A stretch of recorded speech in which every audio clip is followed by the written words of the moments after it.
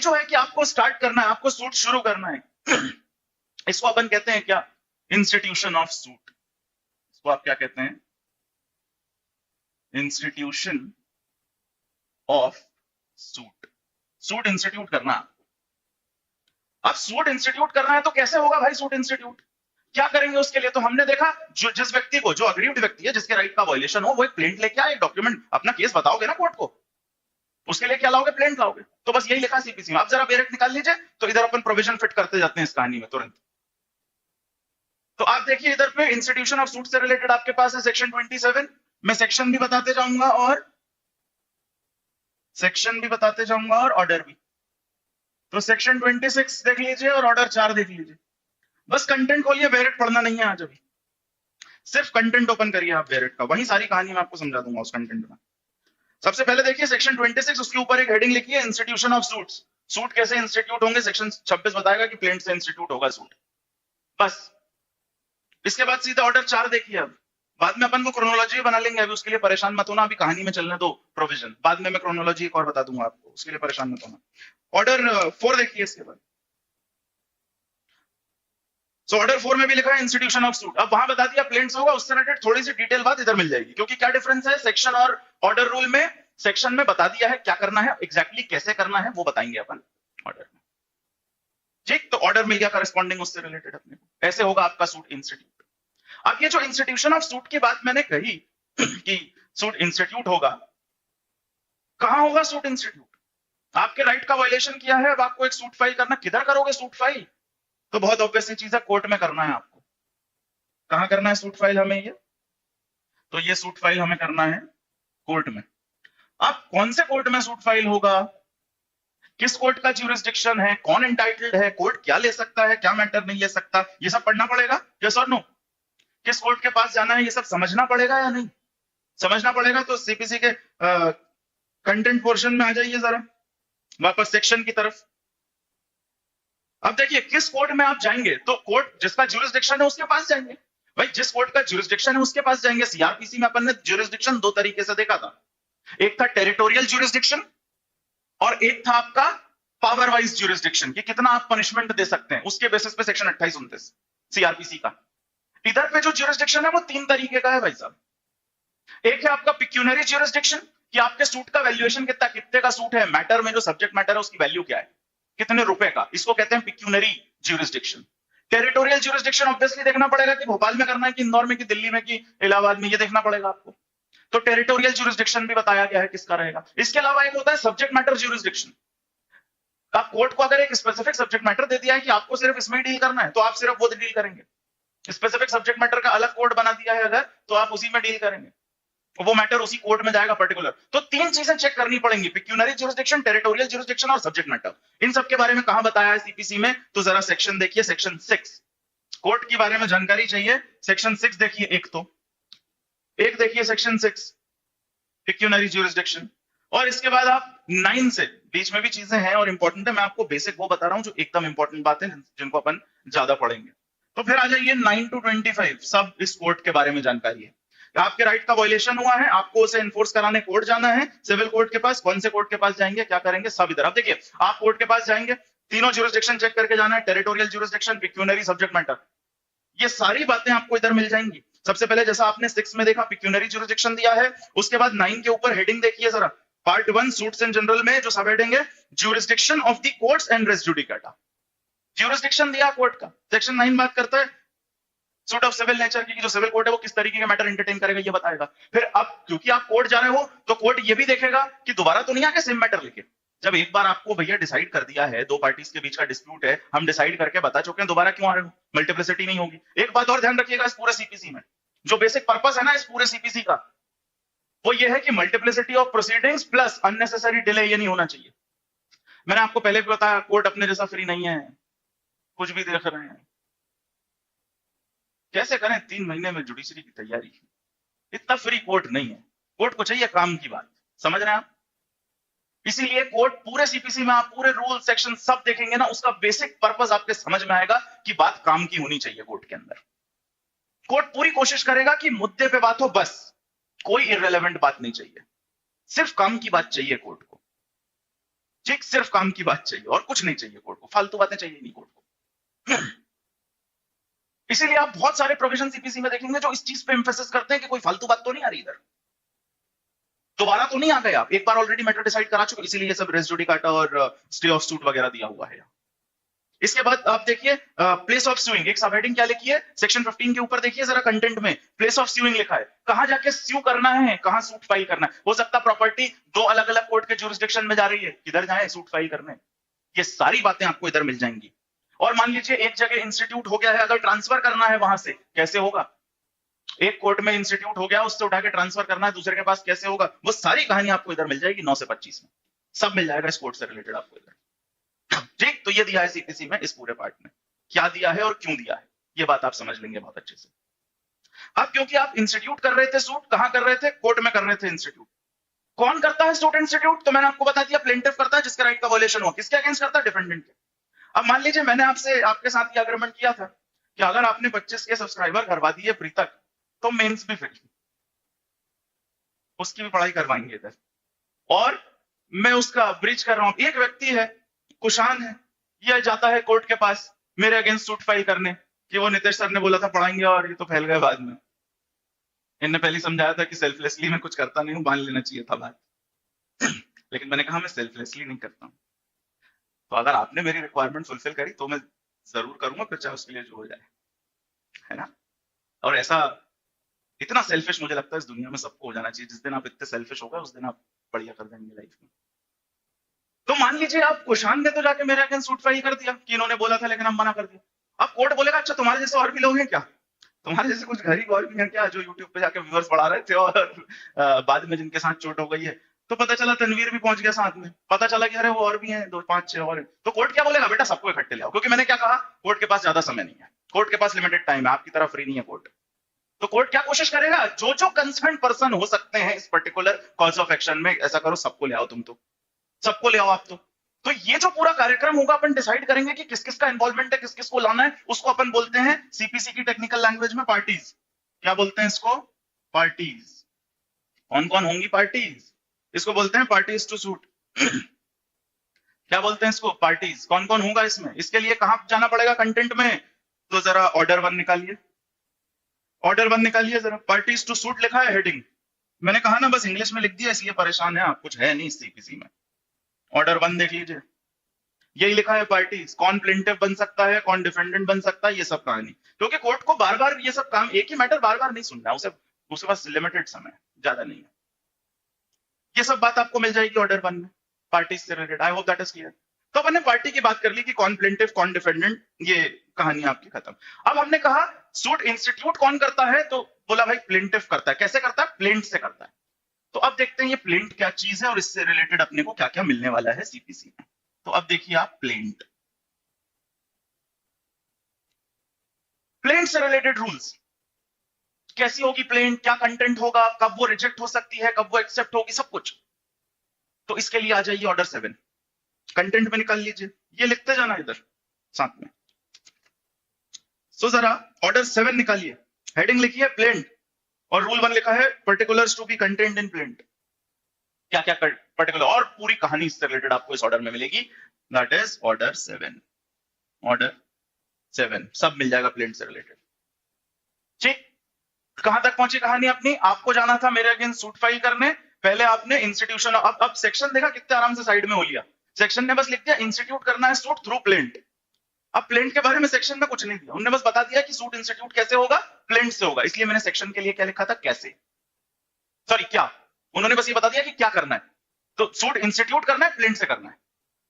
अब वो प्लेंट क्या होगी, उसका क्या डिस्क्रिप्शन, ये सब बातें नहीं, ये सब कैसे करना है, ये सब आपको ऑर्डर में मिलेगा, उसके लिए ऑर्डर मिल गया आपको ऑर्डर 7, ये आपको बता देगा कि क्या क्या प्लेंट का कंटेंट होना चाहिए, क्या होगा क्या नहीं होगा, वो सारी बातें इधर आ जाएंगी प्लेंट से related. I hope that is clear. अब एक बात और समझिएगा, प्लेंट तो आ गई भाई साहब, प्लेंटिफ ने अपना पूरा मैटर लिख के समझाया कोर्ट को कि सर ये मैटर है। अब कोर्ट को ये लग सकता है कि यार अभी इसने, अब देखो कोर्ट का क्या है, उसको बचाना अपना समय, उनके पास नहीं है फालतू टाइम, उन्हें सिर्फ काम की बातें चाहिए। तो कोर्ट क्या कोशिश करेगा कि इसको बहुत कॉम्प्रिहेंसिव बनाया जाए, इस सूट को, एक मैटर आप उनके सामने ले गए हैं, तो कोर्ट ये कोशिश करेगा कि जितनी इससे रिलेटेड चीजें हो सकती हैं सब भैया इसी में डिसाइड करवा लेना, फिर मत आना हमारे पास, पूरा मैंने क्या बताया, सीपीसी का पर्पस क्या है, समय बचाना। कोर्ट के पास दोबारा मत जाइए, सेम मैटर लेके मत जाइए, एक ही चीज से रिलेटेड 2 बार मत जाइए। अब मान लीजिए एक बार आप एक रिलीफ मांगने गए, बाद में याद आया कि अरे हमारे पास तो ये वाला भी रिलीफ था, हमको तो ये भी मांगना था, भूल गए थोड़ा सा मांगना, फिर दोबारा कोर्ट के पास जाओगे तो कोर्ट भगा देगा, इतना टाइम नहीं है उनके पास। इसीलिए कोर्ट क्या इंश्योर करता है, कोर्ट ये इंश्योर करता है कि ये जो सूट हो रहा है ये प्रॉपरली फ्रेम्ड हो, इसमें वो सारी बातें आ जाएं जो इस मैटर से रिलेटेड हो सकती हैं, वो सब आना चाहिए इसमें। इसको टेक्निकल लैंग्वेज में सीपीसी की कहते हैं फ्रेम ऑफ सूट। इसको क्या बोलते हैं, फ्रेम ऑफ सूट। कैसे फ्रेम होना है ये भी सीपीसी ने बताया, क्योंकि सीपीसी को पता है ना, आप तो, आपके पास जीवन में है ही क्या समय के अलावा, टाइम ही टाइम है आपके पास, कोर्ट के पास टाइम ही नहीं है बस। इसलिए सीपीसी ने इधर भी ये भी बता दिया कि आप फ्रेम कैसे करिए सूट, क्योंकि टाइम खराब हम नहीं करेंगे। इसके लिए देखिए जरा ऑर्डर टू देखिए जरा, क्लियरली लिखा है फ्रेम ऑफ सूट में सब कुछ इंक्लूड करना है। उनके जो रूल्स हैं वो इसी बात के लिए है, इस ऑर्डर के जितने रूल है उनका एम्फेसिस बस इसी बात पे है कि भैया सब इंक्लूड कर लो, प्रॉपरली फ्रेम कर लो, बार बार मत आना हमारे पास, दोबारा एंटरटेन नहीं करेंगे, भगा देंगे। क्लियर? तो ये इंश्योर करेगा, इसीलिए ये प्रोविजन दिया आपको फ्रेम ऑफ सूट का। आगे बढ़ते हैं, इससे इतना समझ में आ रहा है ना, तो आगे बढ़ते हैं। अब इसके बाद क्या होगा, देखिए कोर्ट ने ये भी देख लिया कि चलो भैया प्रॉपर फ्रेमिंग है, ठीक है, जो जो मांग सकता था ये व्यक्ति सब इसने मांग लिया आज हमसे। अब इसके बाद क्या करेंगे, आप बोलेंगे लाओ चलो उसको बुलाओ जिसने आपके राइट का वायलेशन किया है, डिफेंडेंट, चलो उसको बुलाओ। कैसे बुलाओगे, समन्स भेज के, या आप वैसे ही जानते हैं। तो अगला क्या हो जाएगा, एक अपना इंपॉर्टेंट एस्पेक्ट यहां, summons to defendant, summons to defendant, defendant को समझ जाएंगे। इससे रिलेटेड प्रोविजन किधर है, तो देखते जाइए कंटेंट वाले पार्ट में, इससे रिलेटेड सेक्शन भी मिलेंगे आपको। समन्स टू डिफेंडेंट सेक्शन 27 देख लीजिए जरा,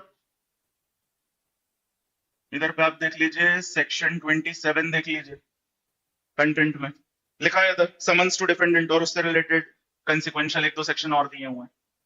और यही बात अब यहां तो सिर्फ बता दिया है, इसका बाकी आगे की सारी जो बातें हैं वो कहां बताई गई हैं, तो वो आप आगे देखिए ऑर्डर में, ऑर्डर 5 निकाल लीजिए उसके लिए करेस्पॉन्डिंग बात समझने के लिए। तो ऑर्डर 5 में देखिए इशू एंड सर्विस ऑफ समन, तो इसके साथ आपको क्या देखना है, ऑर्डर 5 देखना, ऑर्डर 5।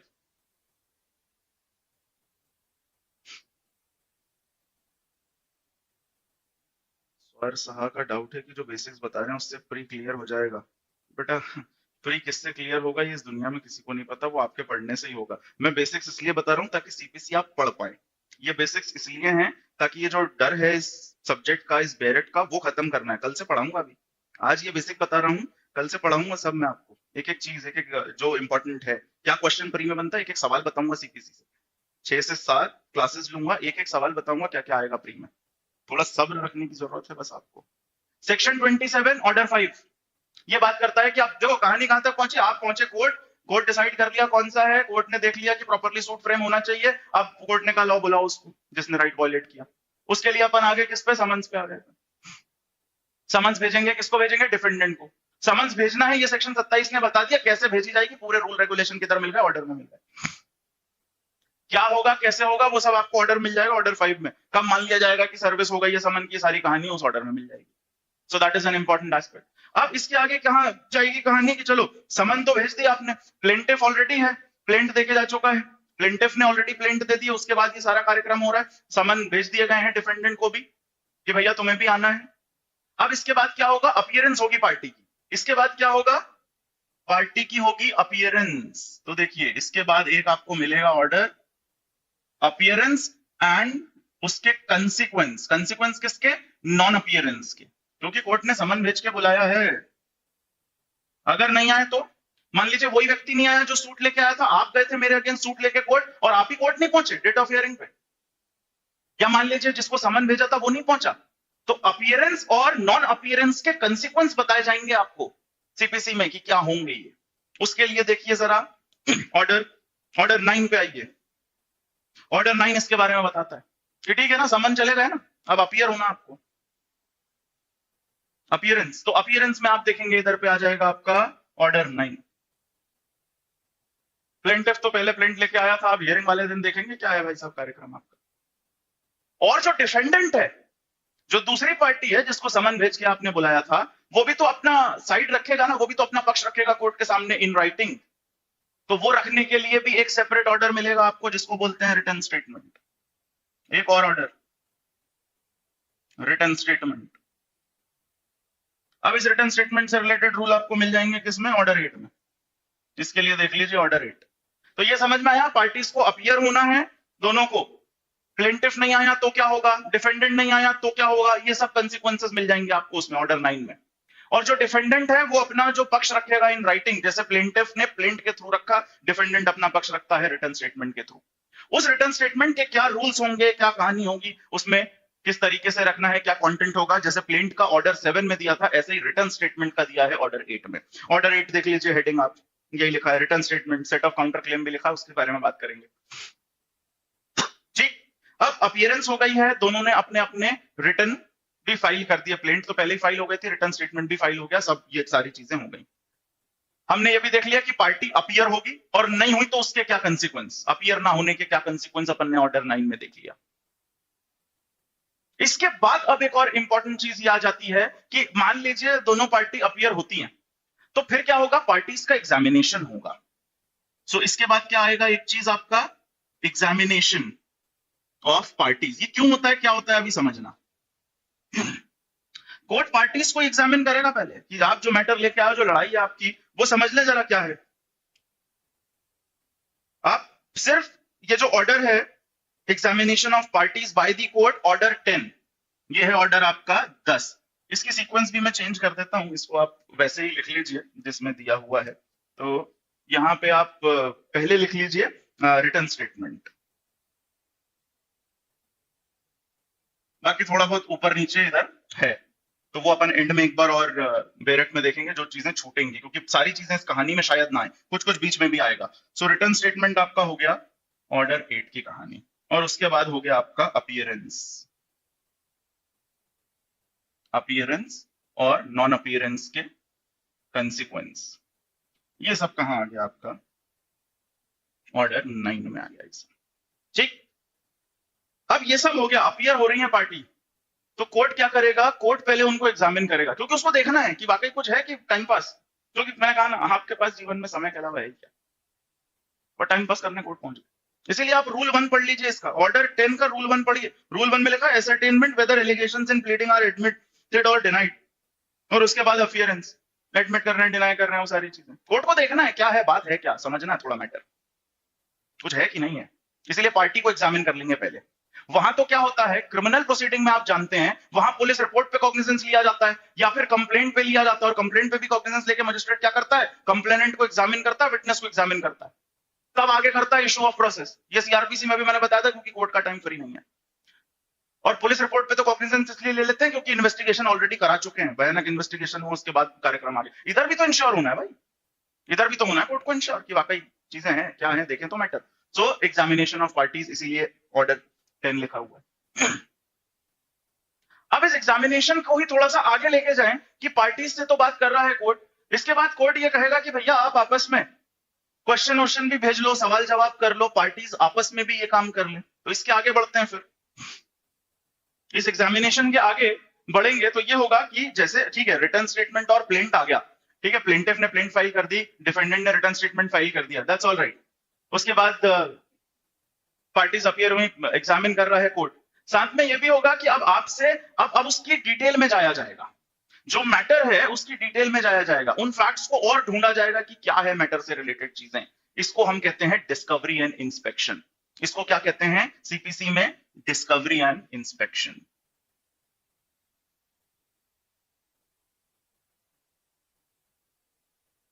और आप देखेंगे सीपीसी में डिस्कवरी इंस्पेक्शन कैसे होता है, इंटेरोगेटरीज के थ्रू। इंटेरोगेटरी का मतलब समझते हैं, सवाल जवाब। जैसे सीआरपीसी में भी आपने पढ़ा था ना कि कमीशन भेजते हैं, ऐसे विटनेस जिनको बुलाया नहीं जा सकता उनके लिए कमीशन भेजते हैं। तो वहां भी पार्टी के पास अधिकार था कि इंटेरोगेटरीज भेज दो साथ में क्रॉस एग्जामिन करने के लिए। इंटेरोगेटरीज बोले तो सवाल जवाब कर लीजिए, और फैक्ट्स को ढूंढना है, क्या है केस से रिलेटेड, क्या डिटेलिंग है उसमें जाना है हमें इशू को समझने के लिए। इसलिए क्या होता है, डिस्कवरी एंड इंस्पेक्शन होता है। इससे रिलेटेड प्रोविजन आपको मिलेंगे। जरा सेक्शन पे आइए, पहले सब्सटेंशियल पार्ट देखिए, फिर करस्पॉन्डिंग ऑर्डर समझेंगे। इससे रिलेटेड सेक्शन देखिए जरा, section 30 power to order discovery and the like. Section 30 देखिए इस चीज की बात करेगा, और छानबीन होगी उस मैटर में, पार्टीज के एग्जामिनेशन से बात नहीं बनेगी और भी छानबीन होगी। सो सेक्शन 30 इधर लिख लीजिए, सेक्शन 30। और इसी के साथ ऑर्डर भी, ऑर्डर 11 आपके पास है इसके लिए,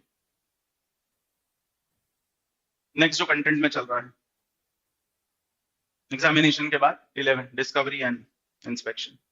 अब जब ये सवाल जवाब का सिलसिला चालू होगा ना, तो फिर कुछ ऐसी चीजें निकल के आएंगी जो दोनों पार्टी मानती हैं। जैसे आपने मेरे अगेंस्ट सूट फाइल किया कि इन्होंने हमको बोला था कि आप अगर ये सब्सक्राइबर 25 के पहुंचा दोगे तो मैं आपको मेंस के लिए भी लोकल सब यहीं पढ़ा दूंगा, और आप बोलोगे कि इन्होंने ब्रीच किया है।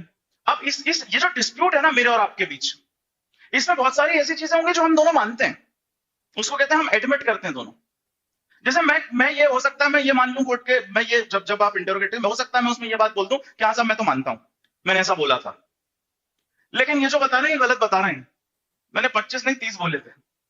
हमारे बीच में एक अग्रीमेंट हुआ है, ये मैं मानता हूं, इस फैक्ट को मैं एडमिट करता हूं, बट मैंने ब्रीच नहीं किया है, बात कुछ और हुई थी, या ये जो कह रहे हैं कि इस समय पे पढ़ाना था उसकी बात नहीं हुई थी। तो ऐसा हो सकता है कि कुछ चीजें मैं भी मान लूं, जो आपने एलिगेशंस लगाए मैं कुछ चीजें मान सकता हूं आपकी। इसको क्या कहते हैं? इसको कहते हैं एडमिशंस। जब दोनों पार्टीज जिन चीजों पे अग्री करती है उसको क्या कहते हैं? एडमिशंस कहते हैं। और ये एडमिशंस आपको किधर मिलेंगे देखने को? तो वो मिलेंगे आपको ऑर्डर 12 में। अगला ऑर्डर देखिए एडमिशंस। क्योंकि हो सकता है ना कुछ चीजें मैं मान लूं, खुद ही एक्सेप्ट कर लूं कि हाँ कॉन्ट्रैक्ट तो हुआ था भाई साहब, ये तो हम मानते हैं। तो इसका फायदा क्या है? आप बात समझना, इन एडमिशंस का फायदा क्या है? फायदा ये है कोर्ट का समय।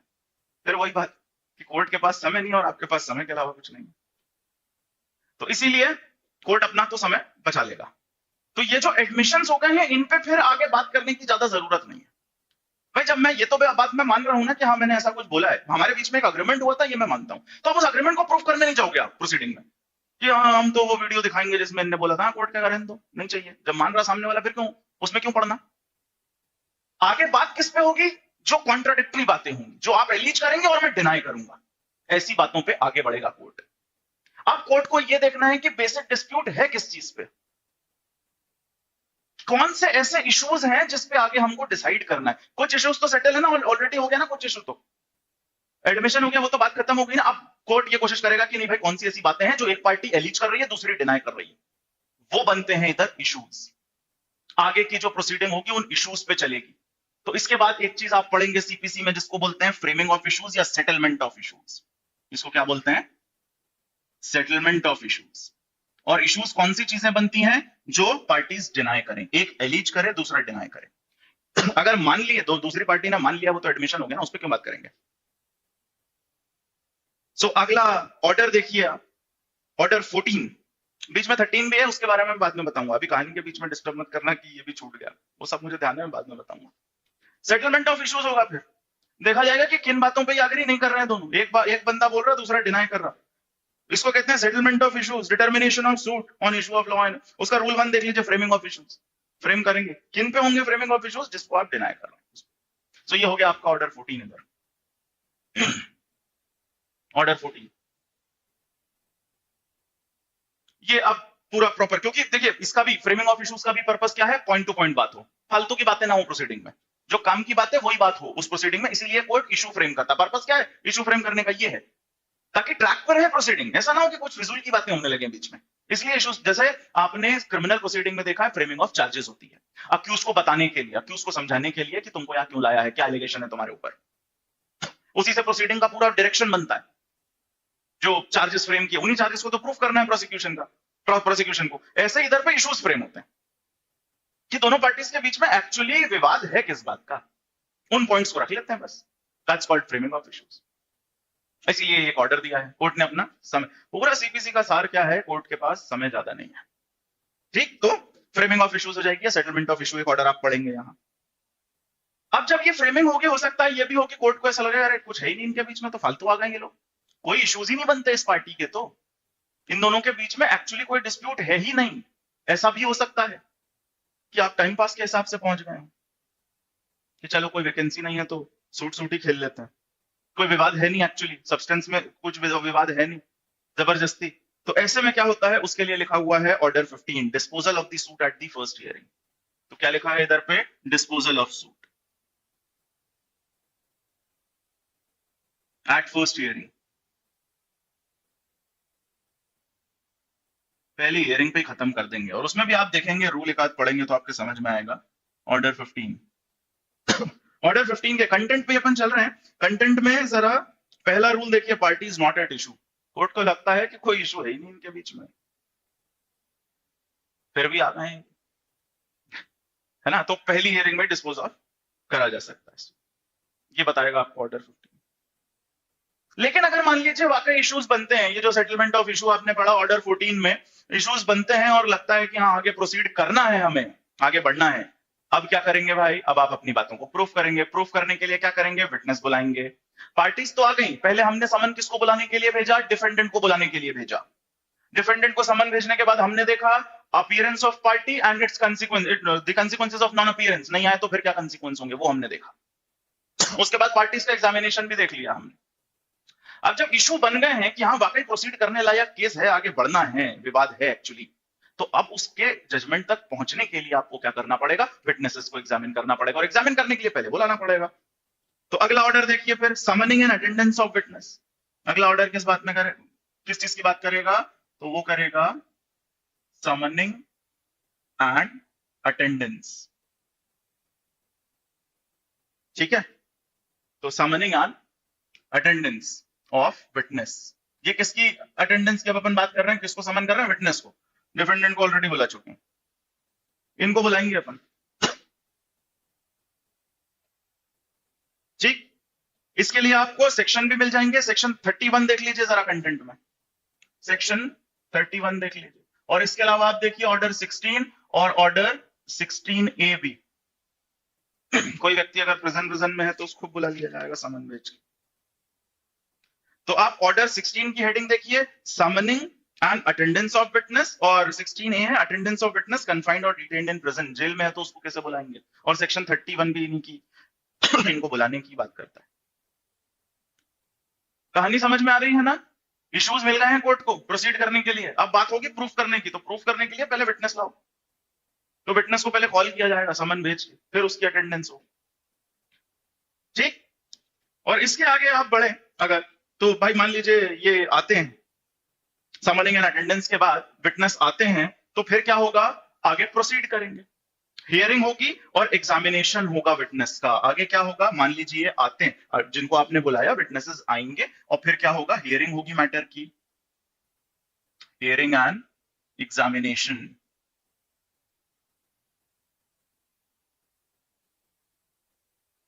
Of witness, hearing and examination of witness, ये होगा फिर अब। ठीक, ऑर्डर 18, ऑर्डर 18 देखिए, hearing and examination of witness. अब इससे रिलेटेड पूरे प्रोविजन इधर 18 में आपको मिल जाएंगे, इनके एग्जामिनेशन से रिलेटेड। अब एक बात और ध्यान रखना इधर, जो मैंने आपको सीआरपीसी में भी बताई थी, कि मान लीजिए किसी व्यक्ति को कोर्ट में बुलाना सही नहीं है, संभव नहीं है। वैसे तो लिखा है कि समन भेज के आप बुलवा लीजिए विटनेस, लेकिन इस तरीके के विटनेस है जिनको कोर्ट बुलाना संभव नहीं है, या बुलाएंगे तो अननेसेसरी इनकन्वीनियंस होगा। ये सब सीआरपीसी में पढ़ा था कि मान लीजिए मोदी जी को बुलाना है एज अ विटनेस भोपाल के कोर्ट में, तो पहले हेलीपैड की व्यवस्था होती है, बरकतुल्लाह यूनिवर्सिटी के ग्राउंड में पहले हेलीकॉप्टर उतरता है, फिर रोड बनाई जाती है कि वहां से लेके दशहरा मैदान तक सिर्फ उतनी रोड बनेगी रात में, जहां से मोदी जी जाएंगे उतनी रोड बनाई जाएगी, फिर तब जाके वो कोर्ट पहुंचेंगे कहीं इधर एमपी नगर।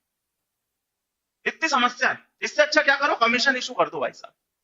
इस तरीके के लोगों को कोर्ट बुलाने की बजाय आप ये करिए, बेटर ऑप्शन है कमीशन इशू कर दीजिए, यहीं से किसी को भेज दीजिए, पूछताछ करके वापस आ जाए, काम खत्म। इतना तामझाम नहीं हो पाएगा, क्योंकि ये सब के लिए भी खर्चा पार्टी को करना है। वो कहेगा साहब जितने में तो बुलाऊंगा उतने का तो सूट नहीं है मेरा, रहने दो इसलिए। इसलिए क्या करते हैं, कमीशन। तो बीच में कमीशन भी आएगा, बीच में आपको कमीशन भी देखने को मिल जाएगा कहीं, तो एक हेड वो भी लिख लेते हैं। इसलिए मैंने कहा सीक्वेंस में चलना बहुत पॉसिबल नहीं है, इसलिए मैं आपको बता दे रहा हूं क्या क्या बातें हैं और वो कहां रिफ्लेक्ट हो रही है। उसके बाद लास्ट में मैं आपको एक बार पूरा कंटेंट रीड आउट करके वो कनेक्शन भी बताऊंगा, है ना, क्या पढ़ना है क्या नहीं पढ़ना। अभी तो आप उस कहानी में सारी चीजें समझ लीजिए कि किस किस चीज को की आपको जरूरत पड़ती है, और ये सब जो लिखा है इतना सारा इधर, ये सब क्यों लिखा है।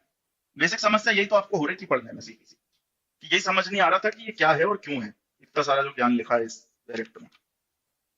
ठीक, तो कमीशन में आप देखेंगे सेक्शन 75 से 78 आपको सब्सटेंशियल प्रोविजन मिल जाएंगे इसके, और साथ ही करेस्पॉन्डिंग ऑर्डर्स भी मिलेंगे आपको। ऑर्डर 26 देख लीजिएगा तो कमीशन समझ आएगा, उसका डिटेल्ड प्रोसीजर ऑर्डर 26 में दिया है। तो ये देख लीजिए कि अगर विटनेस को नहीं बुलाना या किसी व्यक्ति को नहीं बुलाना तो कमीशन इशू कर लो, उससे भी काम चलेगा। वापस आते हैं अपन अपनी कहानी पे कि भाई अब एग्जामिनेशन हो रहा है विटनेसेस का, और आपको लेने हैं एविडेंसेस। ये जो एविडेंसेस लिए जा रहे हैं, जो भी चीजें कोर्ट में पेश करी जा रही हैं, कोर्ट को क्या चाहिए, काम की बात, ऑथेंटिक बात, फालतू की बातें कोर्ट को चाहिए नहीं। इसलिए कोर्ट क्या कर सकता है, उसकी ऑथेंटिसिटी बढ़ा सकता है। कैसे बढ़ाते हैं ऑथेंटिसिटी, थ्रू एफिडेविट्स। एफिडेविट का क्या मतलब होता है, क्या काम होता है, एफिडेविट का क्या मतलब होता है या क्या काम होता है ताकि आप फॉल्स इंफॉर्मेशन फर्निश ना करें कहीं कोई। एफिडेविट का बेसिक पर्पस यही होता है। तो ऑर्डर 19 बताता है एफिडेविट की बात, कि आप कहीं फॉल्स इंफॉर्मेशन तो नहीं कर रहे हैं। एफिडेविट पे कोई चीज लेने का मतलब, जैसे आप कॉलेज में एडमिशन लेने जाते हैं तो आपसे पूछा जाता है कहीं और एडमिशन तो नहीं चल रहा है, कुछ और तो नहीं चल रहा है। सच बताएंगे कब, जब एफिडेविट पे लिया जाएगा। तो उससे रिलेटेड प्रोविजन एक सेपरेट ऑर्डर में आपको मिल जाएंगे। अब ये जो पूरा हो रहा है कि हमने कहां से चालू किया, इंस्टीट्यूशन ऑफ सूट से हमने चालू किया। सूट इंस्टीट्यूट हुआ, पार्टीज के बारे में देखा, फिर पार्टी आई तो देखा कि फ्रेम ऑफ सूट होना चाहिए, कि प्रॉपरली फ्रेम होना चाहिए। फिर हमने डिफेंडेंट को बुलाया समन करके, उनका एग्जामिनेशन किया। फिर विटनेस बुलाए, पहले इश्यूज सेटल हुए, उसके बाद आपने विटनेस बुलाए, उनका एग्जामिनेशन आपने कर लिया। ये प्रोसेस समझ में आ रहा है ना किधर जा रहा है। सिविल प्रोसीजर में क्यों ये सब लिखा हुआ है सीपीसी में, सब काम की बातें हैं, कुछ फिजूल नहीं लिखा। सब वही चीजें हैं जो आप के लिए आपको लॉजिकली भी जो लगती है, जो होना चाहिए, ये वही बातें हैं सारी। अब ये सब हो गया, एग्जामिनेशन होगा। अब कोर्ट क्या करेगा, मैटर को डिसाइड करेगा एक्चुअली। तो अब क्या आएगा इसके बाद, नेक्स्ट। तो नेक्स्ट में आएगा आपका जजमेंट। अब ये सब है ना, विटनेस एग्जामिन हो गए आपके, बातें सारी सुन ली, तो आएगा क्या, जजमेंट एंड डिक्री। मैंने डिक्री भी आपको पहले ही बता दी, क्या डिफरेंस है जजमेंट और डिक्री के बीच, वो भी मैंने आपको बता दिया है। तो अब इसके बाद देखिए जजमेंट एंड डिक्री। इसके लिए सेक्शन ऑर्डर दोनों मिलेंगे। सेक्शन मिलेगा 33, ऑर्डर 20। सेक्शन देख लीजिए, सेक्शन 33 ऑर्डर 20 बात करता है जजमेंट और डिक्री की। अब इससे रिलेटेड प्रोविजन, सब्सटेंशियल पार्ट आपको 37 में मिलेगा, और उसका डिटेल्ड वर्जन ऑर्डर 20 में मिलेगा आपको, जजमेंट और डिक्री। इसके बारे में पूरी कहानी है, आप देख सकते हैं, 20 रूल हैं इसमें जजमेंट एंड डिक्री में।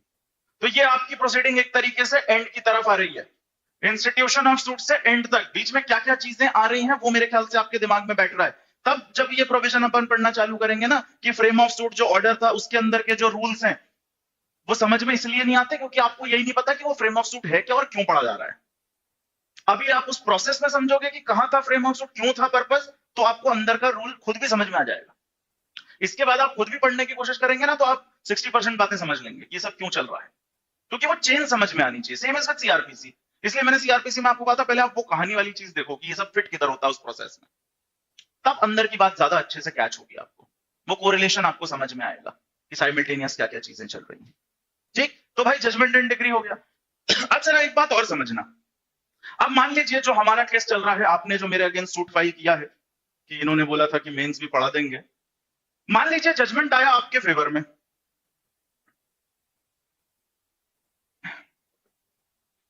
मान लीजिए जजमेंट आया आपके फेवर में, या चलिए थोड़ा सा बेनिफिट मुझे भी दीजिए, मान लीजिए जजमेंट मेरे फेवर में आया कि ठीक है ये फालतू बात कर रहे हैं बच्चे, कुछ नहीं था, आपने कोई ऐसा मतलब उसमें जो भी डिसीजन हुआ कि मुझे नहीं करना है। अब ये हो सकता है कि मैं, भाई खर्चा हुआ ना, जिसके भी फेवर में आया जजमेंट, खर्चा तो हुआ दोनों पार्टी का। अब मैं कोर्ट से कहूंगा कि साहब देखो, एक तो इनको हम लोगों ने एमपी एडीपीओ के लिए पढ़ाया, इनको हमने यूपी का क्रैश कोर्स करवाया। यूपी क्या मतलब, ये तो सभी स्टेट के लिए इंपॉर्टेंट है। एक तो रात को 9 बजे मैं क्लास लूं 11 बजे तक, और उसके बाद आप मतलब परिकाष्ठा देखिए कितनी किस कदर मतलबी हो सकते हैं लोग, कि मतलब इन लोगों ने वो भी पढ़ा और फिर मेरा अगेंस्ट सूट फाइल करने आ गई कि वो नहीं, उसमें मेरा खर्चा हुआ है, मेरा समय गया उसमें, ये सब हुआ मेरे साथ, साहब मुझे इसका पैसा दिलवाइए, ये जो मेरा खर्चा हुआ है जबरदस्ती इनके चक्कर में मुझे उसका पैसा तो दिलवाओ, क्योंकि एक तो इनको पढ़ाया और ऊपर से ये उल्टा केस और ये उल्टा प्रोसीडिंग्स और करके बैठ गए। किसी के भी फेवर में हो सकता है कॉस्ट, किसी की भी लग सकती है, डिपेंड करेगा कोर्ट पे किसको देना है। तो उससे रिलेटेड प्रोविजन भी आपको मिलेंगे। मैंने बताया था ना सिविल में जब अपन वो पढ़ रहे थे, कुछ जगहों पे सीआरपीसी में भी कॉस्ट या कॉम्पनसेशन की बात है, कुछ जगहों पे है। तो सीआरपीसी अगर आपने देखा है तो आपको समझ में आया होगा कहाँ है और क्या है। तो कॉस्ट के बारे में भी बात होगी इधर। प्रोसीडिंग में आप अननेसेसरी डिले कर रहे हैं तो भी कॉस्ट लगाएगा, एज अ प्यूनिटिव मेजर भी, कि फालतू का एडजमेंट ले रहे हो आप। कोर्ट का समय है बहुत इंपॉर्टेंट, आपने कोर्ट का समय खराब किया है, उस पर भी कॉस्ट होगी। जैसे आप मैच में देखते हैं ना क्रिकेट में, ये जिसने डिले किया उनकी मैच फीस में से पैसा लग जाता, देना पड़ता कैप्टन को। बस प्रोसीडिंग डिले करी, उस पर भी कॉस्ट। कॉस्ट से रिलेटेड प्रोविजन आपको मिल जाएंगे। सेक्शन 35 देख लीजिए इससे रिलेटेड। तो सेक्शन 35, 35A, 35B ये देख लीजिए आप, तो कॉस्ट की बात करते हुए दिख जाएंगे ये प्रोविजन आपको। इसके अलावा ऑर्डर 20A भी आप देख सकते हैं। ऑर्डर 20A भी आपको कॉस्ट के बारे में बात करता हुआ दिख जाएगा। तो ये जो पूरे कॉस्ट की कहानी है वो इधर मिले। क्यों जजमेंट वजमेंट हो गया, ठीक है भैया, जजमेंट समझ लिया हमने, आ गया जजमेंट किसी के फेवर में। लेकिन दूसरी पार्टी का जो आपने समय खराब करवाया, जो एफर्ट और जो पैसा लगवाया है, उसमें एक आध क्रैश कोर्स में और करवा देता, उतने वहां कोर्ट लेगा मुझे, उसका पैसा लूंगा ना, कॉस्ट, दैट्स हियर। ठीक। अब इसके अलावा अब क्या होगा, देखिए जजमेंट आ गया, डिक्री आ गई, ठीक, एडजुडिकेशन फॉर्मल लिख के भी दे दिया आपको कि हाँ ऐसा होना है। अब डिक्री आ गई, इसका मतलब ये थोड़ी ना कि सामने वाली पार्टी वो फुलफिल कर ही दे। आपके राइट को कोर्ट ने तो रिकॉग्नाइज कर दिया दूसरी पार्टी के अगेंस्ट, और दूसरी पार्टी का मान लीजिए ऑब्लिगेशन भी उन्होंने डिसाइड कर दिया। जैसे मैंने वो कब्जा करने वाला केस बताया कि एक व्यक्ति है जिसके घर पे किसी दूसरे ने कब्जा कर लिया है, वो व्यक्ति कोर्ट गया जिसके घर पे कब्जा हुआ था और अपने फेवर में एक डिक्री भी ले आया कि हाँ पोजेशन का राइट उसका है। ये तो आ गया कि पोजेशन का राइट उसका है, लेकिन अब समस्या कहां है, वो तो खाली करने कोई तैयार नहीं। तो फिर ये व्यक्ति जिसके पास डिक्री है उसको अपन क्या बोलते हैं, डिक्री होल्डर। जिसके पास डिक्री है, जिसके फेवर में डिक्री है, उसको बोलते हैं डिक्री होल्डर। जिसके अगेंस्ट है उसको बोलते हैं जजमेंट डेटर। अब ये जो डिक्री होल्डर है क्या करेगा, एग्जीक्यूशन की प्रोसीडिंग के लिए जाएगा कि साहब वो घर खाली भी तो करवा दो, आपने बोल तो दिया कि मेरे को रहने का अधिकार है, करवाओ तो। मान लीजिए आपने मुझसे डैमेज ले लिया, आप जीत गए केस में, और मैंने कहा नहीं दे रहे पैसे, ठीक है ले आए डिग्री, तो क्या हुआ, तो फिर आप कोर्ट जाएंगे एक एप्लीकेशन लेके। इसी एग्जीक्यूशन के लिए वर्ड एप्लीकेशन देखेंगे, जैसे सूट के लिए प्लेंट, एग्जीक्यूशन की एप्लीकेशन, लिमिटेशन में भी ये सब चीजें काम आएंगी। मान करता सूट्स एंड एप्लीकेशंस, बस समझ नहीं आता कहीं की एप्लीकेशन। तो जब आप जाएंगे आप एग्जीक्यूट कराने, आपके फेवर में आ गई ये डिग्री, लेकिन जो आपका राइट रिकॉग्नाइज हुआ, जो आपको मिलना है वो भी दिलवाने कोर्ट ही बीच में आएगा, उसके लिए भी कोर्ट ही जाना पड़ेगा, तो उसको बोलते हैं एग्जीक्यूशन। तो आप क्या करवाएंगे उस डिग्री का, आप करवाएंगे एग्जीक्यूशन। उसके लिए फिर आप कोर्ट जाएंगे डिग्री एग्जीक्यूट कराने। और एग्जीक्यूशन के लिए आप सेक्शंस अगर देखें तो देयर आर मल्टीपल सेक्शंस।